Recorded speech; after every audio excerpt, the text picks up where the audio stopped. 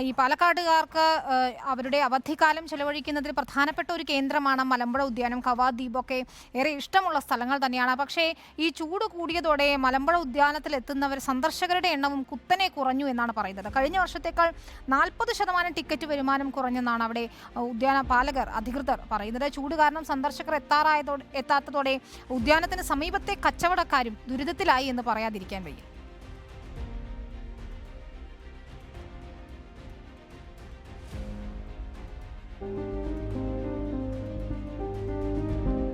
ഇതുപോലൊരു സീസൺ തകർച്ച ഈ അടുത്ത കാലത്തൊന്നും മലമ്പുഴയിൽ ഉണ്ടായിട്ടില്ല. കനത്ത ചൂട് ഡാമും ഉദ്യാനവും കാണാനെത്തുന്നവരെ പിറകോട്ടടിക്കുകയാണ്. വേനലവധി നാളുകളിൽ സന്ദർശകരെ കൊണ്ട് നിറയാറുള്ള മലമ്പുഴ ഉദ്യാനത്തിൽ ഇപ്പോൾ എത്തുന്നത് വിരലിലെണ്ണാവുന്ന ആളുകൾ മാത്രം.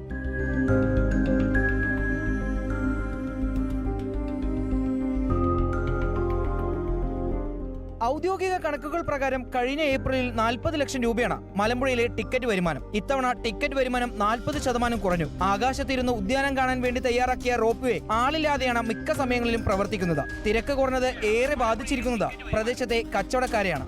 ചൂട് കാരണം ആർക്കും വരാൻ പറ്റുന്നില്ലല്ലോ. അത്യാവശ്യം വൈകുന്നേരത്ത് മാത്രം കച്ചവടം കിട്ടുള്ളൂ. സീസണാണ്, ഒരു സീസണിന്റെ കച്ചവടമൊന്നും കിട്ടാറില്ല. ഇപ്പോൾ വൈകിട്ട് ചെറുതായിട്ട് എന്തെങ്കിലും കിട്ടിയാൽ കിട്ടി, ഇല്ലെങ്കിലും ഇല്ല. തിരക്ക് വൈകിട്ടായതുകൊണ്ട് കമ്മിയാണ്.